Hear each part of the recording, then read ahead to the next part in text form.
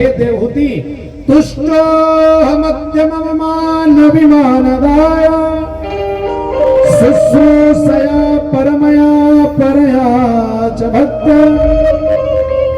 यो देहिनामयमतीव सुहृत्सदेहो नावेक्षितः क्षपितपं मदते कदर्थे।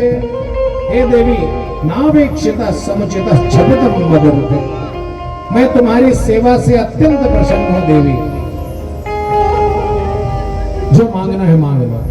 तब देवहूति जी ने कहा कि मैं क्या मांगू आपसे, हम लोग गृहस्थ बने हैं महाराज, तो गृहस्थों का धर्म होता है कि एक आध बाल गोपाल रहना चाहिए, यही गृहस्थ का फल है। तो गृहस्थ सुख का उपभोग करें। उन्होंने कहा अच्छा ठीक है, जाओ, जा करके स्नान करके आओ। तुरंत भेजा स्नान के लिए। सरोवर में जैसे ही गई तो शतानी दश कन्या, अनेकानेक कन्याएं प्रकट हो गई। मल मल करके सुंदर चकाचक रगड़ रगड़ करके नहला दिया, और दिव्य शरीर जो चमड़ी शिथिल हो गया, लटक गया था, क्योंकि एक उम्र होने के बाद धीरे धीरे ये शरीर लटकने लगता है। मेरे प्यारे श्रोताओं, शरीर लटकता है कि नहीं? धीरे धीरे चमड़ी अपने आप ये ऊपर उठने लगता है। जब पुराने वृक्ष के पत्ते झड़ने लगते हैं धीरे धीरे, और टूट टूट करके डालों से पत्तियां अलग होने लगती हैं, और ऐसे ही ये शरीर है, देह है। आज शरीर जो है बढ़िया हो गया, चकाचक हो गया। इसीलिए तो कहते हैं धरल टूट के पन्हा गिरे, देखो भूयम जी। धरल टूट के पन्हा गिरे, देखो भूयम जी।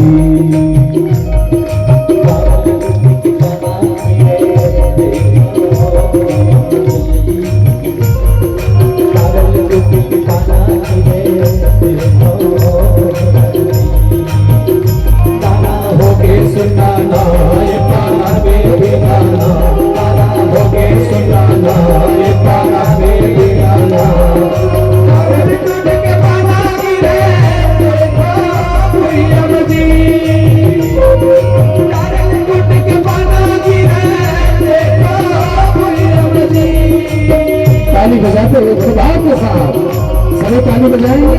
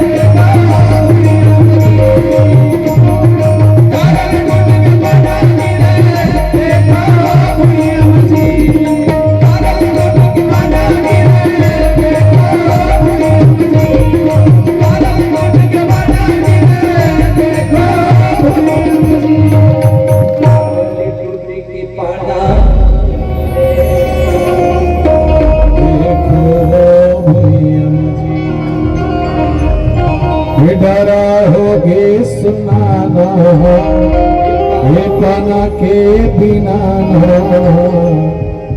ढाल टूट के पागे रे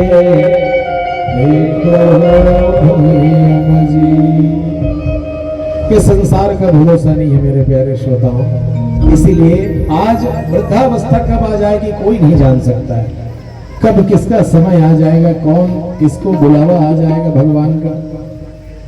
आज देवहूति माता के शरीर के चमड़ी शिथिल हो गए थे, तो स्नान करने के लिए जैसे ही प्रवेश की तो शतानी दश कन्या कन्याएं रगड़ रगड़ करके उबटन लगा लगा करके नहला धुला करके परिष्कृत कर दिया और दिव्य देह बन गया। और उसके बाद कामक नाम के विमान को बनाया उन्होंने करदम जी ने।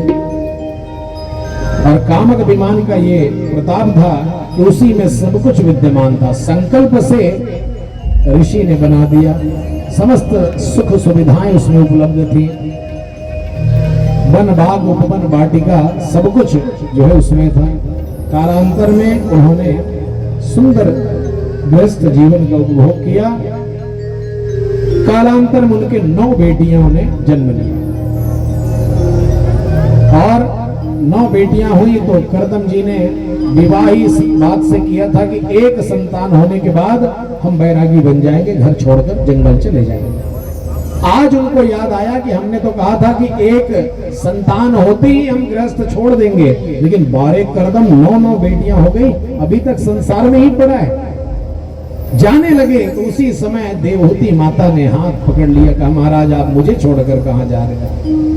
बस एक ही बात पूछना चाहती हूँ महाराज, यदि आप आज छोड़कर चले गए तो कल मेरा अवलंब क्या होगा, मेरा सहारा कौन होगा, ये बता दो। तब करदम जी महाराज को स्मरण आया कि अरे जब भगवान ने तो मुझसे कहा था कि सहाम स्वान सकलया तो वीरेण महामुने तब क्षेत्रे देवहूत्याम प्रणेस्य तत्व संहिता। भगवान ने मुझसे कहा था कि मैं तुम्हारा संतान बन करके आऊंगा, बालक बन करके, और जब घर में ही भगवान आने वाले हो तो मैं जंगल जान करके क्या करूंगा। और वन में जाना उन्होंने कैंसिल कर दिया, नहीं गए। समय आया तो इनके यहाँ साक्षात भगवान जो है कहने लगे, ऋषि ने कहा देखो माँ खिलो राजपुत्री था मात्मानम प्रत्यनिंदिते भगवास्पाक्षरो गर्भ मभूत रात्मदुपत्तये।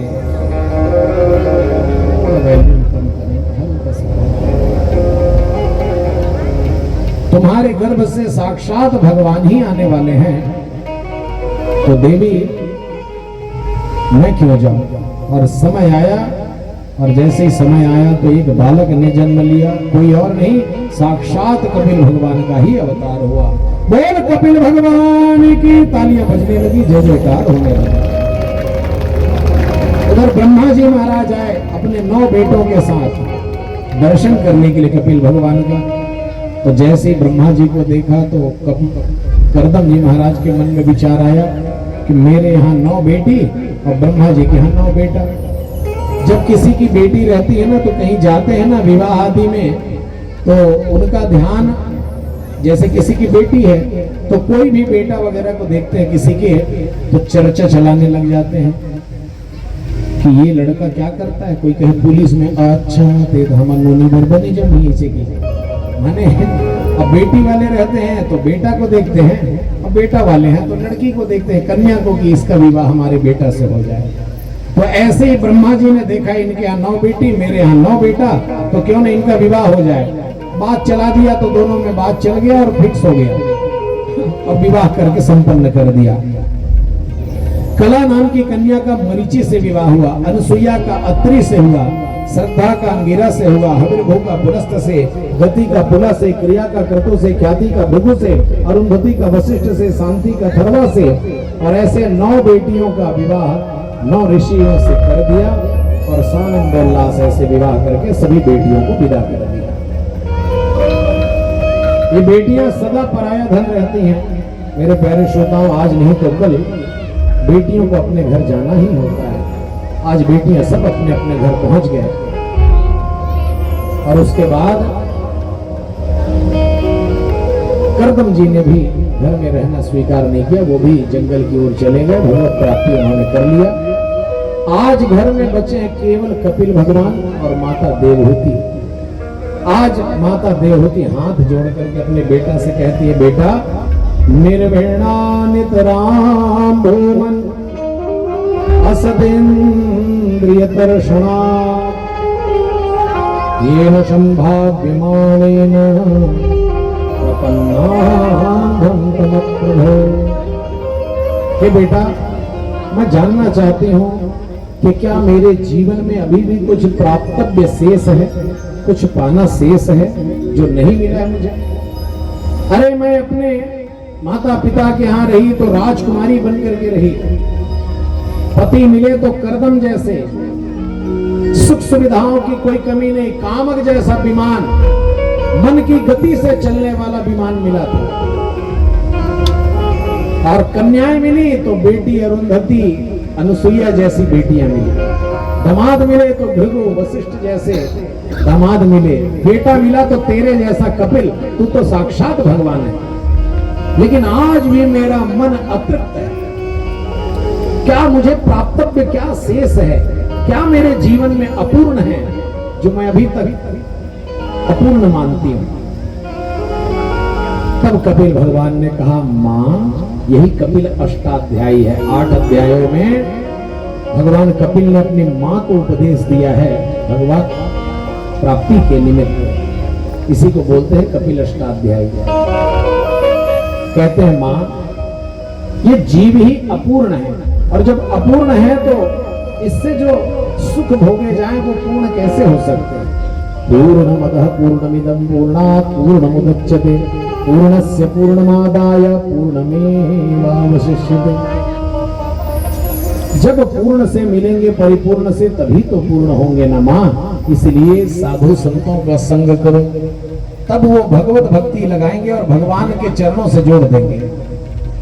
तो देवहूति मैया कहती है कि बेटा, साधुओं के लक्षण क्या है, कैसे पहचाने कि ये साधु है। क्या ये वेशभूषा पोशाक पहनने से, कपड़े पहनने से कोई साधु हो जाएगा। बेटा साधुओं के लक्षण क्या है। तो कपिल भगवान कहते, मां तितिक्षवः कारुणिका सुहृदः सर्वदेहिनां अजात शत्रवः शांता साधवः साधुभूषणः। मां, संतों का संग करने से क्या होगा। संतों का संग करोगे तो धीरे धीरे आपको भगवत पारायण में बना देंगे। शतां प्रसंगान मम वीर संविदो भवन्ति हृत्कर्ण रसायना कथा तज्जोषणादास्पवर्गवर्त्मनि। जब आप भगवत भक्तों के संग रहने लगोगे तो धीरे धीरे भगवत भक्ति में लगा देंगे। जैसे बीड़ी पीने वाले के संग में रहोगे, ये कुसंगी लोग अपना कुसंग आपको लगा देते हैं। बीड़ी पीने वालों के साथ रहोगे तो धीरे धीरे बीड़ी पीना सिखा देते हैं। गुटखा खाने वालों के साथ रहोगे तो गुटखा खाना सिखा देते हैं। ताश खेलने वालों के साथ रहोगे तो ताश खेलना सिखा देते हैं। और पीने वालों के साथ रहोगे तो धीरे धीरे पीना सिखा देते हैं। तो क्या ऐसे कुसंगियों के साथ रहकर जब कुसंग जीवन में आता है, तो क्या जब भगवान के सत्संग प्रेमियों के साथ रहोगे तो क्या सत्संग जीवन में नहीं आएगा। क्या वो आपको भगवान की ओर नहीं लगाएंगे, उनके गुणगणों का गायन करके उनकी कथा को सुना सुना कर आपके मन को भगवान की ओर नहीं मोड़ेंगे। इसलिए मां, संतों का संग करना चाहिए। संत कैसे हैं, बोले तितिक्षवः, उनके अंदर तितिक्षा बहुत ज्यादा होती है, सहन शक्ति। जैसे गर्मी पड़ा, गर्मी है, शीत है, उष्ण है, गर्मी है, सर्दी है, इन सब चीजों को सहने की जो शक्ति है, मान है, अपमान है, इन सब को सहन शक्ति साधु संतों में बहुत ज्यादा होती है। महात्माओं को यदि माला पहना दो तो ज्यादा खुश नहीं, अपमान कर दो तो ज्यादा दुखी। वही सच्चा संत है जो मान अपमान से परे है। शीत घाम उष्ण धूप है, पसीना बह रहा है, लेकिन कोई मतलब नहीं हो। हम और आप गर्मी है कहते हैं, थोड़ा देर में ही बेचैन हो जाते हैं। तो हम आप लोगों में वो तितिक्षा नहीं है। लेकिन साधु संत महात्मा बैरागी जो है वैसे ही रहते हैं, फक्कड़ रहते हैं। जंगल में सोए हैं तब भी मच्छर काट रहा है, कोई दिक्कत नहीं, काटने दो, भगवान ने ही बनाया उनको भी। ऐसे वीतराग होते हैं। तो संतों में तितिक्षा बहुत होती है, कारुणिका, करुणा बहुत ज्यादा होती है। किसी भी जीव को कष्ट में देख करके उनके प्रति बहुत ज्यादा दया का भाव रखते हैं। कारुणिका सुहृदा सर्वदेहिना, समस्त संसार के प्राणी मात्र को अपना मानते हैं, किसी से कोई बैर नहीं रखते। जैसे हमें और आपको इस शरीर में अपना ज्ञान होता है कि यह शरीर हमारा है, ऐसे ही ज्ञान साधु संतों को सारे संसार में होता है। जैसे आप सबको पता है ये शरीर हमारा है, सब जानते हैं। भोजन करते समय कई बार ऐसा होता है, रोटी खाते समय, भात खाते समय अपने ही दांतों से अपना जीभ या गाल कट जाता है। बताओ काखर का घर कटे है, और तो कई घर कटे है। आओ हाँ ठीक, अब बाकी मन जानबूझ के हाथ नहीं उठाते। मैं जाना था सबके चबाए है, तो बतावे नहीं कई बत्ती से की ही, सब जन बताही तो देखी तो इसे की, लेकिन सबके चबा जाते खात खात इसे की।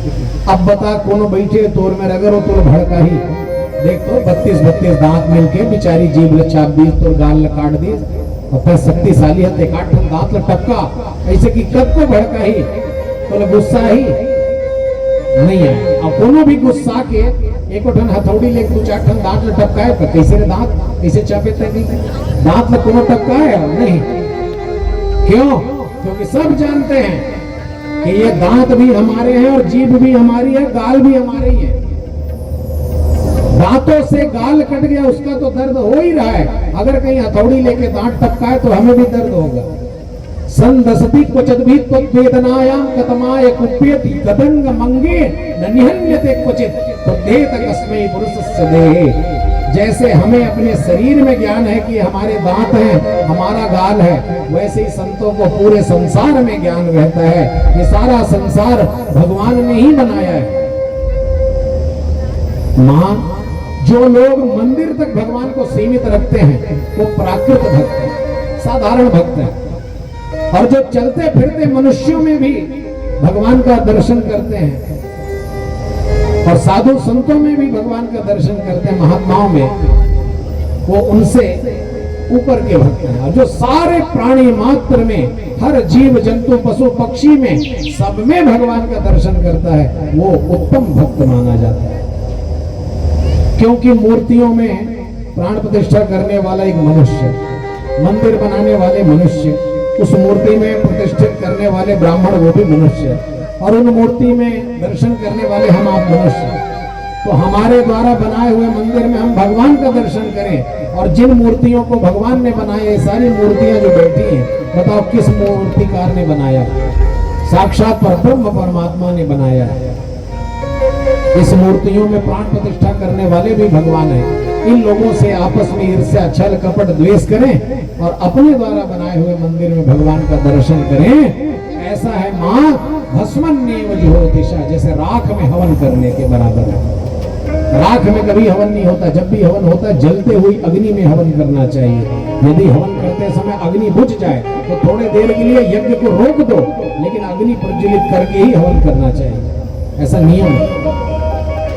मां, ऐसे ही संतों का संग करना चाहिए, भगवान के चरणों का दर्शन करना चाहिए। जब भी देखो मंदिर जाते हैं तो क्या करते हैं हम और आप लोग? मंदिर जाते ही सबसे पहले जैसे ही भगवान के सामने पहुंचते हैं हाथ जोड़ते हैं, हाथ जोड़ते ही आगे जाते ही आंख बंद कर लेते हैं। क्या करते हैं? जोर से बोलो, क्या करते हैं? आंख बंद कर लेते हैं। उसके बाद अपना लिस्ट भगवान को बताते हैं, भगवान मोर बहू के बेटा हो जाए, ऐसे हो जाए, वैसे हो जाए, ऐसे। अब जैन भी नहीं तो मन है तो पास हो जाते हैं, भगवान ऐसे हो जाए, वो सब बता देता है। ओखर बात आखिर खोलकर और धीरे से परिक्रमा, जय भगवान ऐसे की परिक्रमा करत करत अपन सहेली मन संगे तो बोली गलत ऐसा खाए बहनी ऐसे कहत कहत कहत कहत परिक्रमा करी, और जैसे भगवान के आगे माई फिर आखिर बोल देते, जय भगवान जिन जिन जल्दी कर दे आए नरिया चढ़ा हूँ उसे भी। माने भगवान के सामने आते ही हमारे आंख बंद हो जाते हैं। और हम लोग गए किस लिए हैं? भगवान का दर्शन करने। किस लिए गए हैं? कहते हैं ना हम लोग, कहाँ जाते हैं? मंदिर जाते हम दर्शन करे।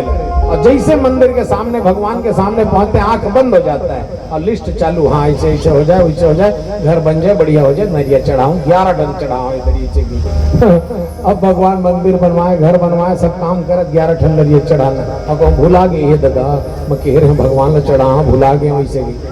तो ऐसा नहीं है, दर्शन के लिए गए हैं तो भगवान का दर्शन करें और उसके बाद फिर उसके बाद आंख बंद करके भगवान का यहां दर्शन कर। नहीं है विश्वास, आप किसी भी मंदिर में जाना और जाके 5 मिनट बैठ जाना ऐसे आराम से कहीं एक किनारे में और देखना कि लोग आते हैं तो कैसे करते हैं। वो लोग ऐसे ही करते हैं, आगे आते हैं, आंख बंद करते हैं, हाथ जोड़ लेते हैं, फिर परिक्रमा करते हैं, जैसे भगवान में रहते हैं फिर आखिर मूंद लेते हैं और तहां सीधा बाहर। अगर उनसे पूछो आज भगवान कौन सा कपड़ा पहने हैं तो वो नहीं बता पाएंगे। क्यों? क्योंकि देख भी नहीं करे, तो थोड़ा देखे तो आखिर मूंद दे। तो कभी भी मंदिर जाओ तो दर्शन करो। ये भगवान कपिल कह रहे हैं मां को कि मां संचिंतयेद भगवतश्चरणारविंदम वज्रांकुशध्वज सरोरुहलांशनाड्यम उत्तुंग रक्तबिलसन्नख चक्रवाल ज्योत्स्नाहता महद्हृदयांधकारम। भगवान का जब भी दर्शन करो, आरती करो, पूजा करो तो भगवान के चरणों से प्रारंभ करो। पहले सबसे पहले चरण का आरती उतारो, धीरे धीरे ऊपर घुटने का, फिर उसके बाद भगवान के जंघाओं का, फिर उसके बाद कटित प्रदेश का, फिर हृदय का, हृदय के बाद फिर भगवान के मुखारविंद का। ऐसे आरती उतारनी चाहिए, ऐसे दर्शन करना चाहिए। जैसे त्रिवेणी संगम है वैसे ही भगवान के चरणों में भी संगम है। सबसे नीचे भगवान का पाद तल, जो नीचे का पैर का हिस्सा तलवा है, वो भगवान का लाल लाल है। कैसा है? हमेशा ध्यान में यही ध्यान रखो, भगवान का पाद तल कैसा है? लाल लाल भगवान के पाद तल है। भगवान के पैर के अंगूठे के नाखून कैसे हैं? कहे धवल है, सफेद सफेद। और ऊपर का जो हिस्सा है वो श्याम है। क्या है? श्याम। वैसे ही जैसे त्रिवेणी में गंगा, यमुना और सरस्वती की धारा है, 3 धारा है, गंगा, यमुना, सरस्वती। तो जैसे सरस्वती की लुप्त कांति रक्त है और यमुना मैया की धवल धारा नहीं है, उनकी जो है श्याम आभा है, श्याम है, और गंगा मैया जो है श्वेत है। ऐसे ही त्रिवेणी का संगम भगवान के चरणों में होता है। 3 नदियां हैं वहां, गंगा, जमुना, सरस्वती, लेकिन दिखाई 2 ही देते हैं कि नहीं? तीनों नहीं दिखाई देते हैं। सरस्वती दिखाई नहीं देती, लुप्त है। जैसे माताएं वेणी नाम चुटिया, माताओं का जो चोटी होता है उसको कहते हैं बेणी। क्या कहते हैं? और छत्तीसगढ़ी में कहते हैं बेनी, और संस्कृत में कहते हैं वेणी। तो जो बेणी होता है, जो बेनी गाते हैं, उसमें 3 धारा निकालते हैं, मतलब ऐसे ऐसे बाल के 3 भाग करते हैं, और 3 भाग करे के बाद ऐसे गूथे जब चालू करते ना तो 2 ठन दिखते, एक के ऊपर एक, और एक ठन वहीं गायब। ऐसा वेणी जैसे होता है, 2 दिखता है, तीसरा गायब। वैसे ही जमुना मैया के यहाँ गंगा, जमुना दिखते हैं, लेकिन सरस्वती लुप्त। माँ ऐसे ही भगवान के चरणों का दर्शन करना चाहिए। लखे जन लाल की मुस्कान, तिन्हीं बिसरे वेद विद संयम ज्ञान, नेम व्रत आचार पूजा पाठ गीता ज्ञान, लखे जन लाल की मुस्कान। कहे बेटा, मैं जानना चाहती हूं कि गर्भ में बालक की क्या गति होती है। ये देवहूति माता कपिल भगवान से प्रार्थना करती। ध्यान से सुनना, गर्भ में बच्चे कैसे रहते हैं उसके बारे में भागवत में लिखा है कि कललम त्वेक रात्रेण पंचरात्रेण बुधबुधम दसाहेन तु करकंधोपे षण्डं वा ततः परम। 10 दिन में माता और पिता के रज और बीज से संयुक्त होकर के एक कलल बुदबुद के रूप में होता है। जब 10 दिन का होता है तो बोईर के गुठलू के समान कड़क हो जाता है, और वही जब बेर के गुठली के समान हो जाता है, उसके बाद लिखा है कि मांसे न तो सिरोद्वाभ्याम बाह्यांग्रांग विग्रह नखरो मास्ति चर्माणे लिंग छिद्रोद्भवति भी। 1 महीने का जब हो जाता है वो गर्भ ठहरा हुआ तो उसमें सिर आदि उत्पन्न हो जाते हैं। 2 महीना का जब होता है तो हाथ पांव आदि अंग का विभाग हो जाता है। 3रा महीना जब चलता है तो नख रोम आदि अस्थि चर्म और स्त्री पुरुष का जो भेद है वो उत्पन्न हो जाता है कि लड़का है कि लड़की है। कौन से महीने में? 3रे महीने में। लिखा है चतुर्थ फिर धावत सप्त पंचभी श्रुत बुद्ध विभाग। 4 महीने का जब होता है तो 7 मांस आदि धातुएं प्रकट हो जाती है उसके शरीर में। 5वां महीना जब प्रारंभ होता है तो बच्चे को भूख और प्यास सताने लगती है। पंचभी श्रुत बुद्ध भवः माने उसको भूख प्यास लगने लगती है। उसी समय माताएं फिर चटर पटर खाने लगती हैं। दूध चूत है, हाँ, खट्टा तीखा ये सब पसंद है ना, तो माताएं चटपटा तीखा सब खाने लगती हैं। पहले की सास लोग मना करते थे, बहू ये खाना है ये नहीं खाना है। अब अभी मना भी करते हैं तो नहीं मानते हैं, चुपचाप बाहर जाके खा के आ जाते हैं, क्या पता। तो ऐसे चटर पटर खाते हैं तो होता क्या जानते हो? वो जो बालक है गर्भगत उसको पीड़ा होती है, कष्ट होता है, छोटे छोटे जीव जंतु उसको काटे रहते हैं। गर्भवास समम दुखम न भूतो न भविष्यति। गर्भ में जितनी पीड़ा उस संतान को होती है, हम आपको होती उतनी किसी को ना हुई, ना भविष्य में कभी किसी को होगी।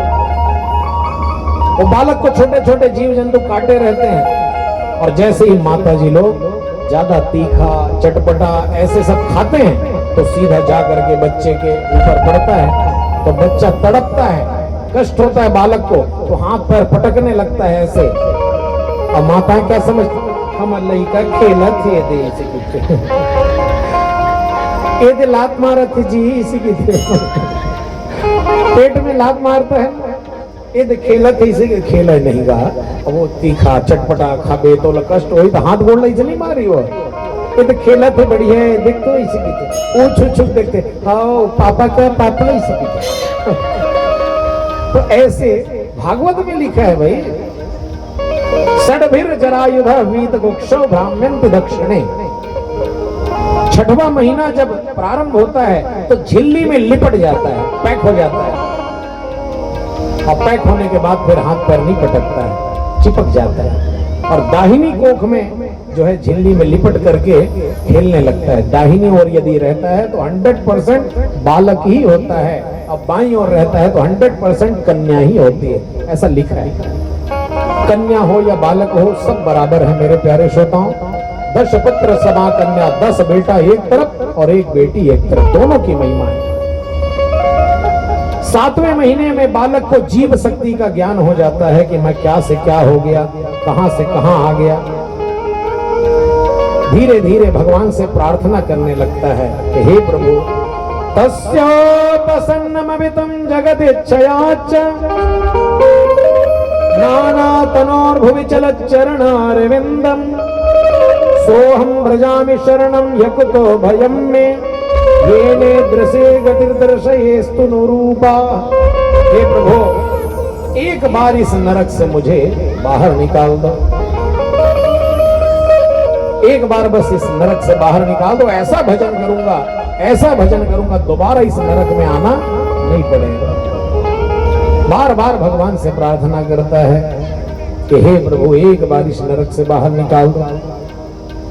तब कहीं जा करके भगवान की कृपा होती है। 9वें महीने में होने के बाद भगवान प्रसूति वायु से बालक को बाहर कर देते हैं और बालक बाहर निकलते ही क्वाहम क्वाहम कह करके रोता है। जब जन्म लेता है बालक तो सबसे पहले छींकता है, दूसरा रोता है और तीसरा पड़ोसी पूछते हैं क्या हुआ, बेटा या बेटी। और याद रखना ये तीनों चीजें यात्रा में अपशगुन मानी जाती है। और हमारी देह यात्रा में जब शरीर का यात्रा प्रारंभ होता है तीनों एक साथ होता है। बच्चा मल मूत्र में पड़ा रहता है, वो तो अब जो साफ सफाई करने वाले हैं वो लोग करके उसको धो पोंछ के बढ़िया चकाचक करके नाक कान को फूंक फाक करके तब बच्चे को सुरक्षित करते हैं और गोद में देते हैं।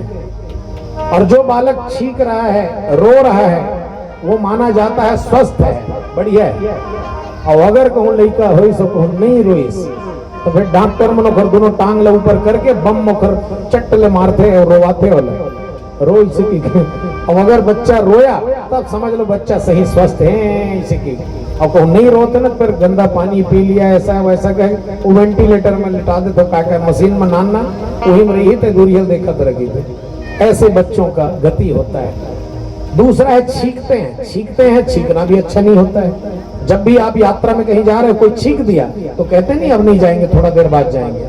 अगर कोई रोता है तो रोते हैं तो कहते देखो अभी मत रो, अभी बाहर जा रहे हैं यात्रा में, इसलिए रोना भी अपशगुन माना जाता है। और तीसरा है पूछना, पड़ोसी मन पहली पूछे, अब पड़ोसी मन नहीं पूछे, खबर पूछबो तो गुस्सिया जो है कि अब खुदे जान डर थे कि लड़का हो कि लड़की, कैसे जानता? मान ले अगर आधा रात के कहूँ हो गए घरे में नॉर्मल डिलीवरी हो गए, अब घर पिताजी मन फटाका फोड़ते, अगर 2 ठन फटाका फोड़ी से के 2 ठन तो जान डरी, हाँ देख लड़की हो गई, मैं तो पहले कह रहे खटूरी छो है काबर अति तब थे मन बढ़िया हुई तो लड़की हो गई सकी। अब पहली ले मन अंदाजा लगा लगा करके देख पे उखर लड़की छो है सकी। और कहूँ ज्यादा फोड़ी पूरा डब्बा तो बम वाले लगातार दनादन तो ताकि थे देखे वो खटूरा हो गया तो हमला जलावत है, आधा रात के हमला सुतन नहीं दे, फोड़ फोड़ के फटाका हमला जगा थी। लड़का हो गया तो पूरा पैकेट फोड़ देते तो जान डर थे, देख बिना पूछे लड़का हो गया। और सही सुबह उसने होते कहा भाई सो खरी सिंह को बता ही देते ना लड़का हो गया। अच्छा हम तो जान डर है रात में कब का फटाका फोड़ी। ऐसे ऐसे जो है होता है। बोलो भक्त वत्सल भगवान की। ऐसे ही रहता है। ऐसे बालक का रोना भी उन माता पिता को कितना सुख देता है जिनके बालक नहीं होते और कई वर्षों के बाद बालक आते हैं। ये रोना भी बहुत अच्छा होता है उस घर में जहां किलकारियां नहीं गूंजी है मेरे प्यारे। धीरे धीरे ये बालक बड़ा होता है, अपना और पराया इसको बनाया जाता है, बताया जाता है। कोई भी गर्भ से सीख कर नहीं आता मेरे प्यारे श्रोताओं। जन्म लेने के बाद ही हम और आप उनको अपना पराया बताते हैं, ये अपने हैं और ये पराए हैं।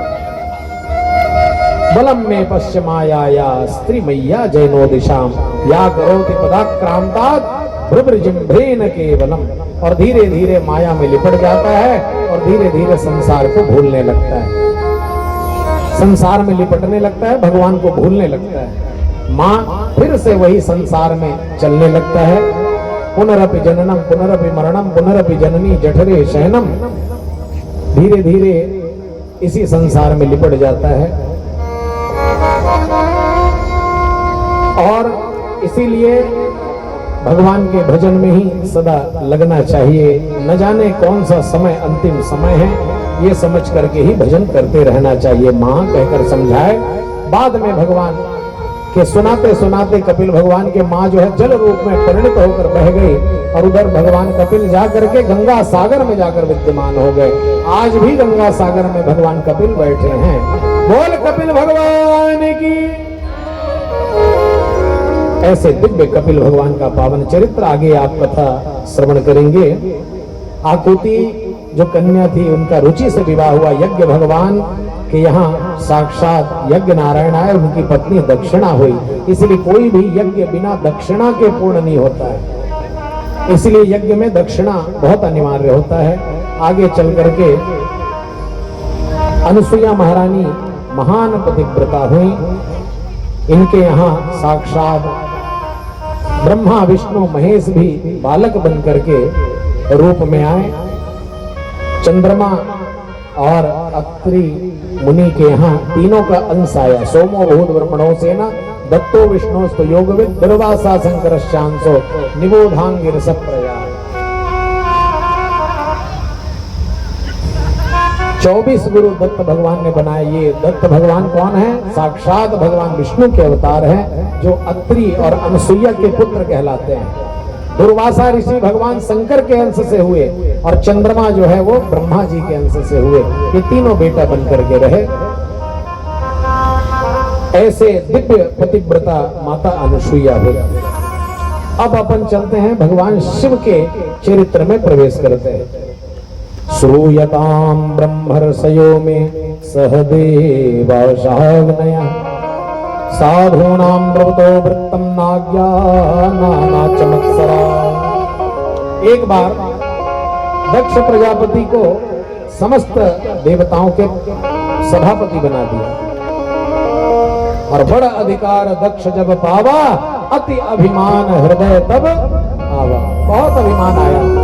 स्वागत समारोह हुआ तो सभी देवता आए हुए थे, ब्रह्मा विष्णु और महेश, सबके सब। जैसे ही सभा में इसने प्रवेश किया तो ब्रह्मा और विष्णु तो खड़े नहीं हुए, महेश भी खड़े नहीं हुए। इसने देखा कि ये क्यों खड़ा नहीं हुआ। अरे ब्रह्मा विष्णु तो कोई बात नहीं, ये शंकर, इसको तो मैंने अपनी पुत्री दी है सती। दक्ष की 16 बेटियां थी, 13 धर्म को ब्याही, एक जो है पितरों को दी, एक जो है अग्नि को दी जिसका नाम स्वाहा, एक का नाम स्वधा। पितरों को दी उसका स्वधा नाम है। और एक बेटी थी जिसका नाम था सती, जिसका विवाह भगवान शिव से किया। इसने कहा शिव क्यों खड़ा नहीं हुआ। अयम तो लोकपालानाम यशोघ्नो निरपत्रपः।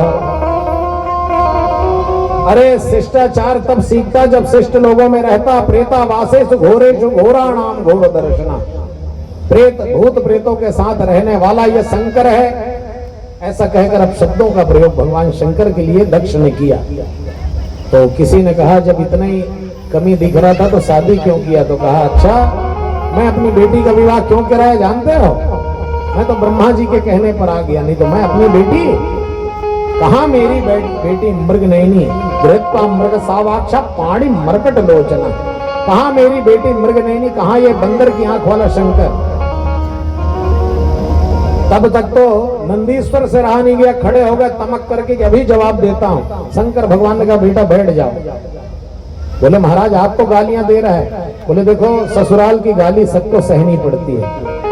अंतर इतना है कि सब लोग शादी में गाली खाते हैं, हम शादी के बाद खा रहे हैं। विवाह में एक रस्म होता है ना गाली देने वाला। अब हम तो विवाह करे नहीं है, न करवाए, इनको गुरजान भी नहीं करें, जन पढ़े अंते न जानता।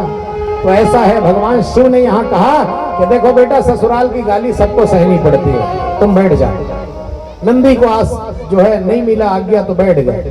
तो दक्ष का पारावार बढ़ गया। दक्ष ने कहा मैं आज से श्राप देता हूं इस शिव को कि किसी भी यज्ञ में कोई भाग इसको न दिया जाए। सहभागम न लभताम देव देवगणाधम। किसी यज्ञ भाग में शंकर को कोई भाग न दिया जाए। तब नंदीश्वर से नहीं रहा गया। उसने कहा रे दक्ष तुझे ये पद क्या मिल गया, बड़ा अभिमानी हो गया। जा मैं भी तुझे श्राप देता हूं, तेरा ये सिर जो है बकरे का लग जाए। तब तक भृगु महाराज खड़े हो गए, ससुर दामाद के बीच में तकी से बोले जाओ हम भी श्राप देते, जितने शिव के गण हैं सब के सब पाखंडी हो जाएं। शंकर जी के सब पे गण खड़ा हो गए, बाबा तय कैसे श्राप दे, हम भी श्राप देते हैं, जितने ब्राह्मण हैं सब भिखमंगे हो जाएं। शंकर भगवान का है ये श्राप समारोह है कि स्वागत समारोह है। ये हमारे वजह से सब होते तो मैं ही उठ जाती। भगवान शंकर उठ गए और सीधा चुपचाप चले गए। ये है भगवान शिव का पावन चरित्र। भगवान शिव कैसे हैं? कालम महाकाल कालम कृपालम। कालों के काल हैं इसलिए महाकाल है। सब देव देव हैं लेकिन शंकर जी देव नहीं है, ये महादेव है। लेकिन फिर भी देखो अपने ससुर जी को एक शब्द नहीं बोले, चाहते तो भस्म कर देते लेकिन चुपचाप उठकर चले गए। क्यों? सती के पिता हैं इसीलिए। और जाने के बाद सती को एक शब्द नहीं बोले। अच्छा बताओ आजकल अगर तुम्हारे संग वैसा हो रही थी, तुम्हारे ससुर को अपमान कर रही थी, तुम्हारे तो क्या करते हो आके वहां तो नहीं कीते हो। एक बात आज से तय मर गए, तय अपन माँ बाप घर नहीं जास, मतलब नहीं जास सीधा आके पत्नी को सुनाते कि नहीं तुम्हारे पिता ने ऐसा ऐसा कहा है, आज के बाद तय मर गए घर पर, वो मन तोड़ पर मर गई से होगी जी। अरे कुछ हो चाहे तय नहीं जास बस। लेकिन धन्य है भगवान शिव, एक शब्द सती को आकर के नहीं कहा तो तुम्हारे पिता ने मेरा अपमान किया। एक दिन यज्ञ फिर से किया इसने कनखल में। दक्ष ने सभी देवताओं को बुलाया, भगवान शिव को छोड़ करके सती को छोड़कर जाने के लिए उद्यत हुई सती। और सती जाने का जब प्रयास की तो भगवान शिव ने बहुत रोका, कहा देखो देवी जाने से जो है कल्याण नहीं होगा, क्योंकि आवत ही हर से नहीं नैनन नहीं सने, तुलसी तहा न जाइए चाहे कंचन वर्षे में। लेकिन सती नहीं मानी और सभी भूत प्रेतों से कहा चलो मेरे पिता के यहाँ यज्ञ है, तुम लोगों को चलना है तो तुम लोग भी चलो। सभी ने कहा हम भी जाएंगे, हम भी जाएंगे। सभी भूत प्रेत उड़ उड़ करके सती महारानी के साथ जाने के लिए यज्ञ में तैयार हो गए। बोल सती महारानी की। ऐसे जाओगा यज्ञ में जाते हैं, जोरदार जयकारा। बोल सती महारानी की। अपन मैके जाते। अच्छा देखो, मैके के जाने के लिए ना अगर कोनो 60 साल के अगर डोकरी होगी बोला पूछबे ना मैके जाने लेके जाते चल देते हैं बाबू, इसीलिए वो नहीं कहे।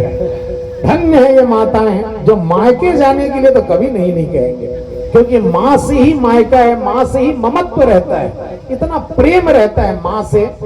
तो आज सती महारानी चली और जैसे ही चली तो जाते ही यज्ञशाला में देखी, सबसे पहले तो इसको इसकी बहनें मिली। सादर भले ही मिली एक माता और बहिनी मिली बहुत मुस्काता। बहन लोग हंस रही थी, क्यों? देखे इल नहीं बुलाए तब हो आ गया। हम होते हैं तो हमला अगर निमंत्रण हमारे पिताजी नहीं दे रही थी तो हम नहीं आते हैं, लेकिन देख तो सती बिन बुलाया आए इस जगह। और सती गलत की थी, देख तो बहनी हम सुने तो कारण नहीं किए इसी की।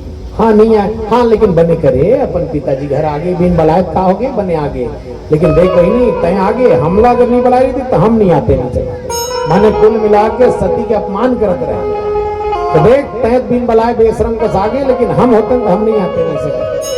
लेकिन सती महारानी को कोई असर नहीं हुआ। उन्होंने सोचा चलो ये तो बहन है, अगर मायका होता है तो माँ से होता है, और माँ ने जब हृदय से लगाया तो सब अपमान सती भूल गई। उसने कहा कि बेटी तुम्हारे पति नहीं आए हैं। बोले माँ वो कुछ कार्य था तो नहीं आए। फिर यज्ञशाला की ओर जाकर के देखा तो सभी छोटे से छोटे देवी देवताओं का भाग था, लेकिन भगवान भोलेनाथ का यज्ञ में कहीं भाग नहीं था। तब सती से नहीं रहा गया, क्योंकि कोई भी पतिव्रता नारी अपना अपमान स्वीकार कर सकती, लेकिन अपने पति का अपमान नहीं, और वो भी अपने मैके में। तब तो कहने लगी निष्क्रामती निर्विशसात विधा ससा। अरे दक्ष प्रजापति रुद्रभागम तमवेक्ष चाध्वरम पित्रा च देवे कृतहेलनम विभव अनाद्रता यज्ञधीश्वरी चुगोपलोका निवधक्षति रुषा। चारों दिशाओं को ऐसे देख रही थी मानो दग्ध कर देगी, जला के राख कर देगी। कहने लगे अरे दक्ष प्रजापति तुझे यह पद क्या मिल गया, तूने भगवान शिव से द्रोह किया। आज कोई पिताजी नहीं, सम्मान के भाव से कभी बात नहीं की। आज कहने लगी जब तू मेरे पति का तुमने जब स्वागत नहीं किया, उनके लिए यज्ञ भाग नहीं दिया, तो मैं भी तुम्हारा जो है आदर नहीं करूंगी। आज सीधे सीधे दक्ष प्रजापति कहा यद्वक्षरम नाम गिरिवृतम नृणाम। एक बार यदि कोई शिव कह दे तो भगवान शिव उसको कल्याण कर देते हैं। शिव का अर्थ ही कल्याण है। एक बार किसी के मुंह से यदि शिव निकल जाए तो समझ लो कल्याण हो जाता है। ये नाम इतना पावन है शिव। क्या नाम है? शिव। यदि केवल शिव कह दे तो भगवान शिव कल्याण करते हैं, और ऐसे शिव से तूने द्रोह किया। ऐसी सुबह न आए न ऐसी शाम, ऐसी सुबह न आए न ऐसी शाम। जिस दिन जुबात मेरी, जिस दिन जुबात मेरी आए न शिव का नाम, ऐसी सुबह न आए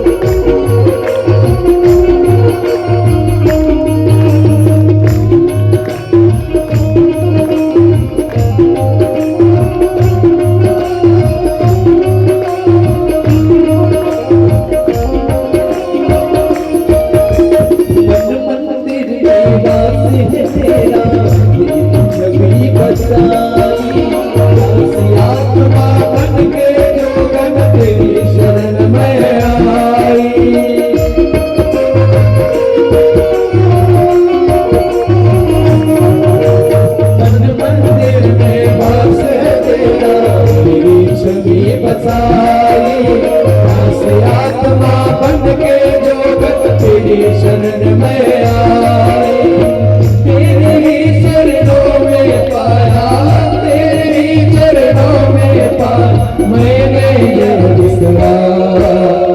ऐसी सुबह आए, आए न ऐसे साथ, ऐसी सुबह आए न ऐसे साथ। जिस दिन जो बात मेरी, जिस दिन जो बात मेरी आए न शिव का, ऐसी सुबह आए, आए न ऐसी साथ, ऐसी सुबह आए न ऐसी साथ।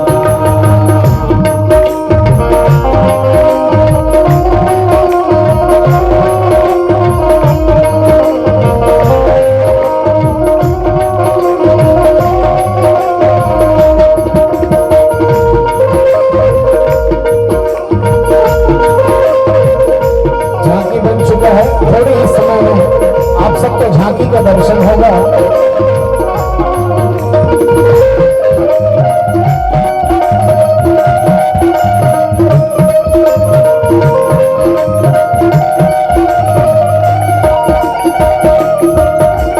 तेरी खोज में ना जाने मेरे बीते, अंत में काम को बदहारे हो रे तुम जीते।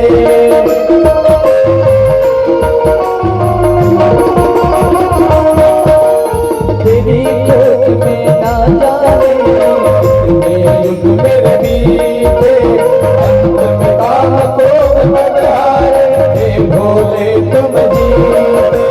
मुक्त किया तूने प्रभु मुझको, किया तूने प्रभु मुझको, सत सत है प्रणाम। ऐसी सुबह आए, ऐसे साथ, ऐसी सुबह आए, आए ऐसे साथ। जिस दिन जो बात मेरी, जिस दिन जो बात मेरी आए न शिव का, ऐसी सुबह आई, ऐसी साथ, ऐसी सुबह आए न ऐसी साथ।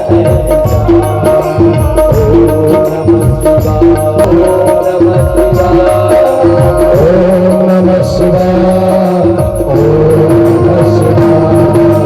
दोनों हाथ ऊपर करके ताली में सेवा करते हुए बड़े भाव से ओम नमः शिवाय, ओम नमः शिवाय। हर हरे, हर हरे, राधे राधे,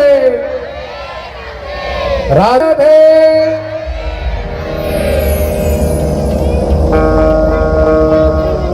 यद्यक्षरं नाम गिरते नृणं, यद्यक्षरं नाम गिरिरितं नृणाम्, सगत प्रसंगात् अघमासु हन्ते तत्। इसलिए आज से मैं शरीर को ही धारण नहीं करूंगी। अतस्तवोत्पन्नमिदं कलेवरं न धारयिष्ये सिद्धिकण्ठगर्हिणः, जगदस्य मोहाद् विशुद्धमन्धसो जुगुप्सितस्य धरणं प्रचक्षते। और दिव्य योगाग्नि प्रकट करके और उसी में जो है सती महारानी ने अपना शरीर छोड़ दिया। उधर नारद जी महाराज ने जाकर भोलेनाथ से बता दिया, भवो भवान्या निधनम प्रजापते रसक्षदाया अवगम्य नारदा। भगवान शंकर भूल भावन आज क्रोध में जो है उन्होंने अपने जटा से एक बाल पटका और एक वीर को प्रकट किया। वीरभद्र, बोल वीरभद्र भगवान की।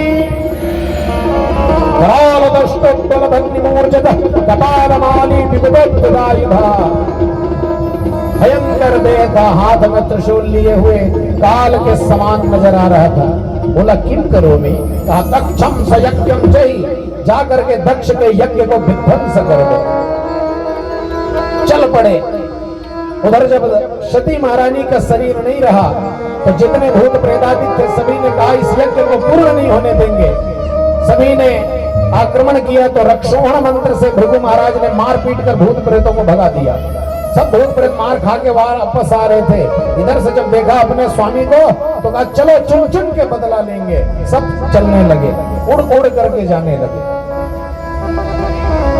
सब के सब दौड़ते दौड़ते चले जा रहे हैं। लोगों ने देखा यज्ञशाला के आसपास कि वातानवान्ते नहीं शंते दश्यव प्राचीन वर्हिर जीवति हो ग्रदंड गावो न काल्यन्ते इदं कुतूर्जो लोको धुना किम प्रलयाय कंपते। प्रलयाय कंपते।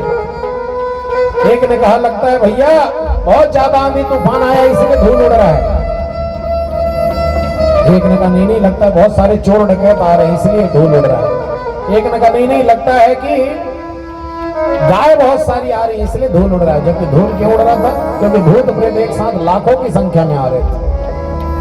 कोई निर्णय ले पाता तब तक तो यज्ञशाला को चारों तरफ से घेर लिया और कहा चलो चुन चुन के बदला लो सब लोग, किसी को भागने मत देना। जितने यज्ञ में आए हैं सबको भाग लेकर के ही जाना है। सब भागने लगे, भागो भागो कह के, क्योंकि भगवान रुद्र के जितने भी गण थे सबके सब आए थे। भृगुम पवन दमणिमान वीरभद्रम प्रजापति चंडी सब पोषणम देवम भगम नंदीश्वर। एक एक करके सबको पकड़ पकड़ करके बंदी बनाने लगे। सब भाग रहे थे। हे भागत का बरो, सब अपन अपन भाग लेके जा, भागो मत। पकड़ लिया। कहे बताओ महाराज क्या क्या हुआ?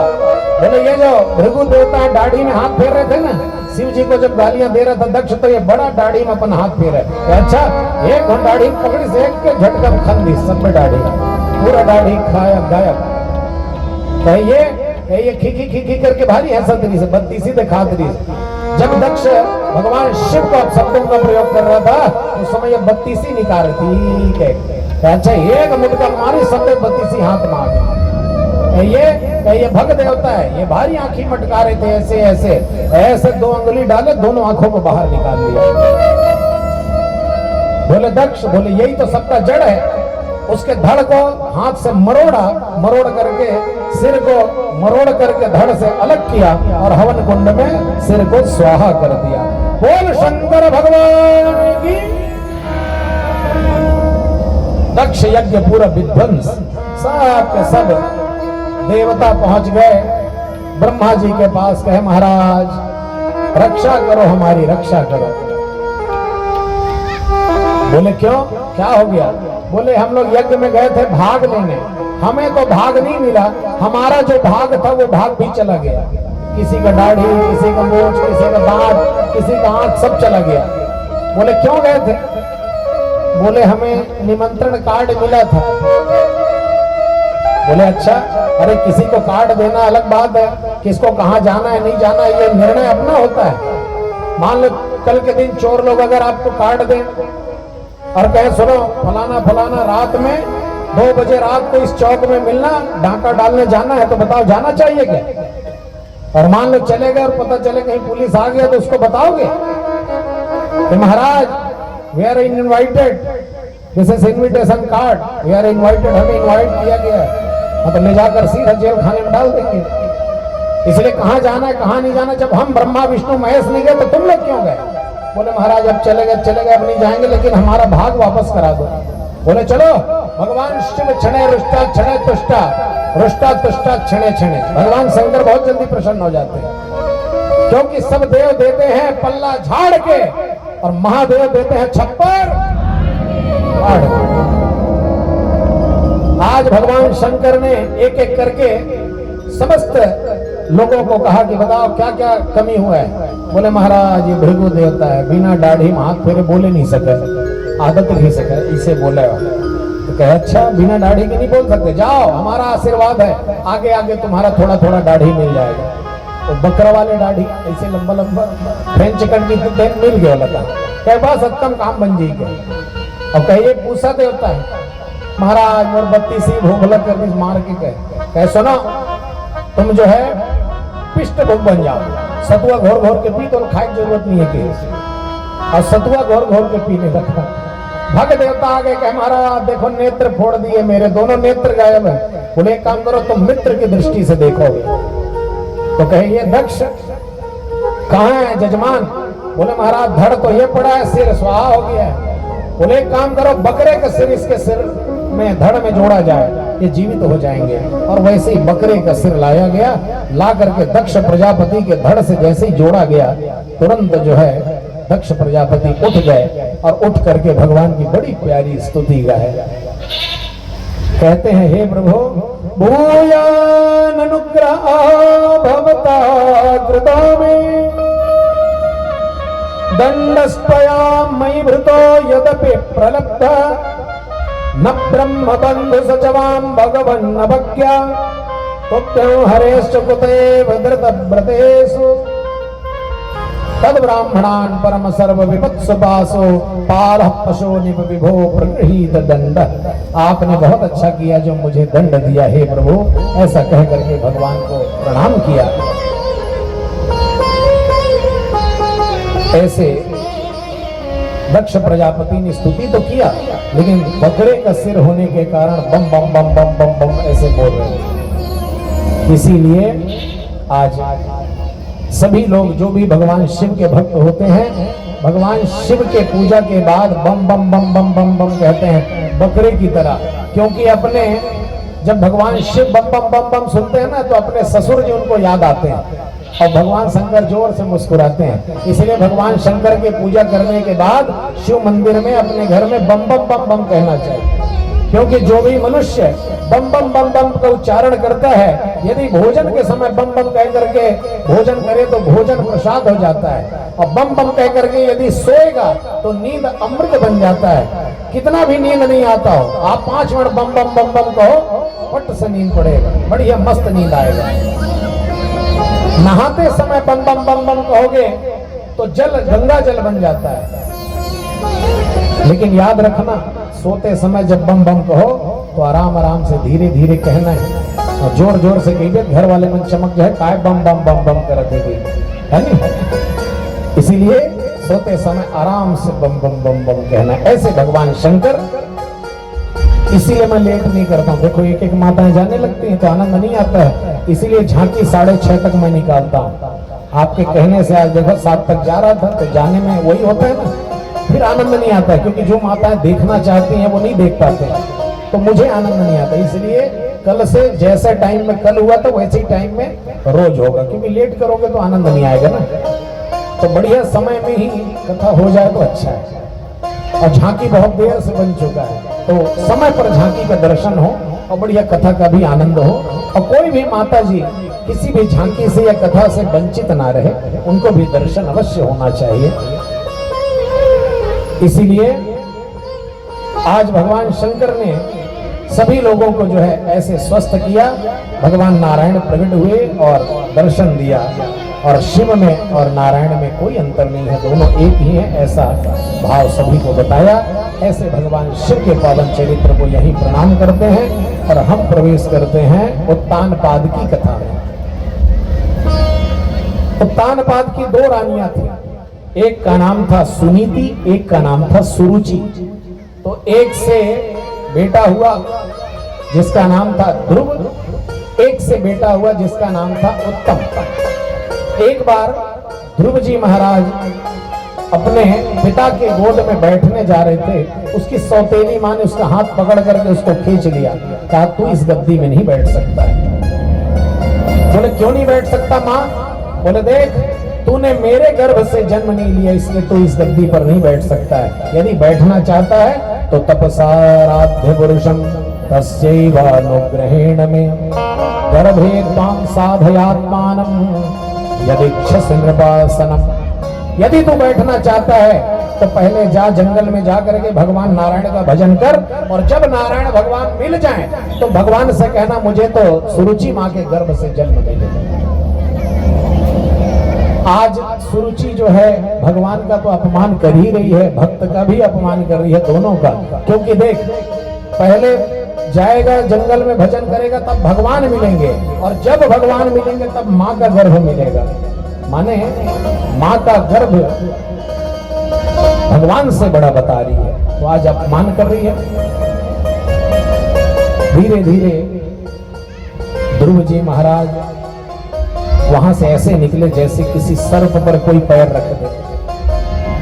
निकले धीरे धीरे और जा करके माँ से कहा, माँ मातुः सपत्न्या सदुर्विविद्धः स्वसंवृषा दण्डहता यथायि हित्वा मिषन्तं पितरं सन्नवाचं जगाम मातुः प्ररदुं सकाशम्।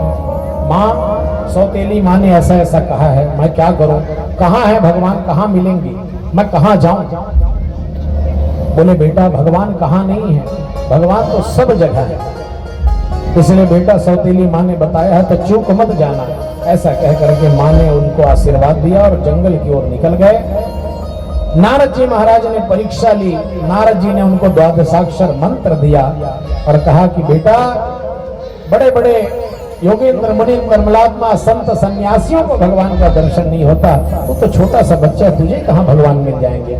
तो ध्रुव जी ने कहा मैं तो भगवान को पा करके ही लौटूंगा। ऐसा कह करके जब कहा तब नारद जी ने द्वादशाक्षर मंत्र दिया और उसी मंत्र का उच्चारण करते हुए मधुवन में जाकर के आज पुण्यम मधुवनम यत्र सानिध्यम नित्यदा हरे, धीरे धीरे भगवान का भजन किया इन्होंने और एक एक करके कसौटी में कसते हुए अपने शरीर को भगवान का भजन कर रहे हैं। पहला महीना भजन का प्रारंभ हुआ, ध्रुव जी महाराज को भेजेंगे। पहला महीना प्रारंभ हुआ तो कैथ और बोईर खा करके रहे। दूसरा महीना जब चालू हुआ तो सूखा घास और पत्ता खाए। कितना दिन में कहे एक, जब पहला महीना चालू हुआ तो 3 दिन में एक बार खाते हैं बोईर या कैथ। दूसरा महीना में 6-6 दिन में एक बार सूखा घास या पत्ता। तीसरा महीने में केवल जो है जल पी करके रहते हैं। नवमे है नहीं, 9 दिन में एक बार खाली पानी पीते हैं। नीचे में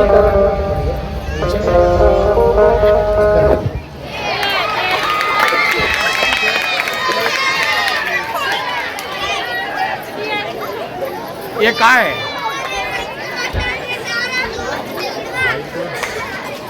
धीरे एक एक महीना बीतता गया। चौथा महीना चालू हुआ तो के करके रहे। अब 5वें महीने में तो वायु भी बंद कर दिया। ऐसे ध्यायन ब्रह्म बदई के ना तस्थौ स्थाणुरिवाचल, एक एक करके धीरे धीरे समस्त देव समुदाय का ही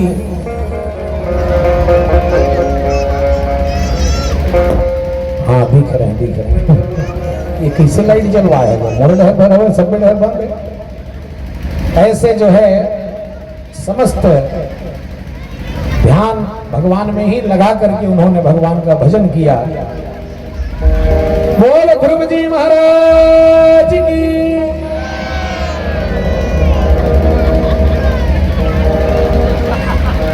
देवता लोग भी बड़े आश्चर्यचकित हो गए, उनका भी प्राण वायु रुकने लगा।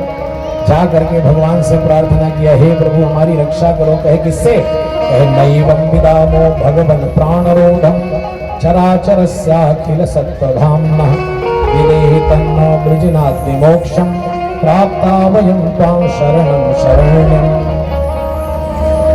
पता नहीं किससे, लेकिन हमारे प्राण वायु सूख रहे हैं, हमें श्वास नहीं मिल रहा है।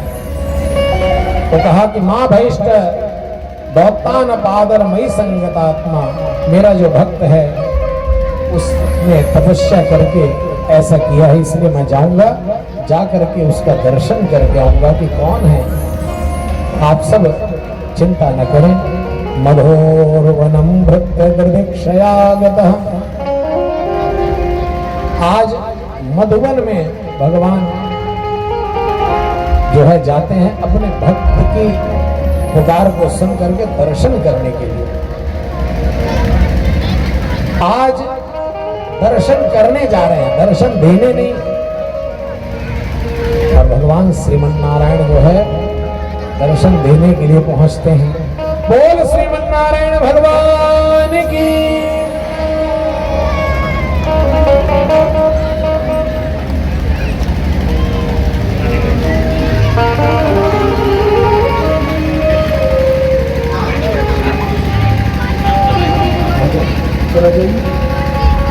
सब बच्चों को बैठवा देना, तो आप लोग बड़े लोग भी खड़े होकर तो हमारी बात नहीं लगेंगे। खड़ा होकर बैठवा दो बच्चों को, खड़े सब बच्चे लोग बैठवा दो। दादू लोग आप लोग आ गए,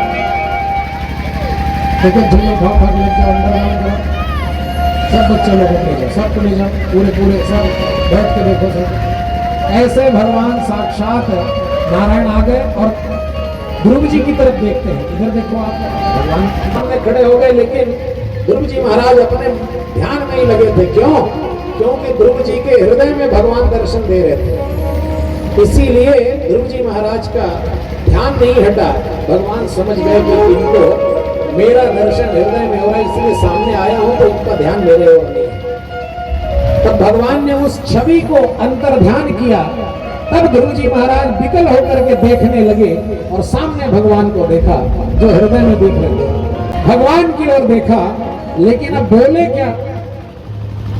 क्योंकि माता जी से, गुरु जी से सब पूछे, लेकिन कुछ नहीं बोल पा रहे थे। तो भगवान ने पस्पर्श बालम कृपया कपोले, भगवान ने ध्रुव जी महाराज के गाल से शंख का स्पर्श करा दिया। और जैसे ही शंख से स्पर्श कराया, वेद, वेदांत, गीता, उपनिषद सब कुछ ध्रुव जी महाराज को कंठस्थ हो गया। मूकम करोति वाचालम पंगुम लंघयते गिरिम यत् कृपातमहं वंदे परमानंद माधवम। आज भगवान की कृपा से मूक भी वाचाल हो जाते हैं। आज भगवान ने दिव्य शंख का स्पर्श कराया, उसके बाद दिव्य श्लोकों से उन्होंने भगवान की स्तुति गाई। बोल श्रीमन्नारायण भगवान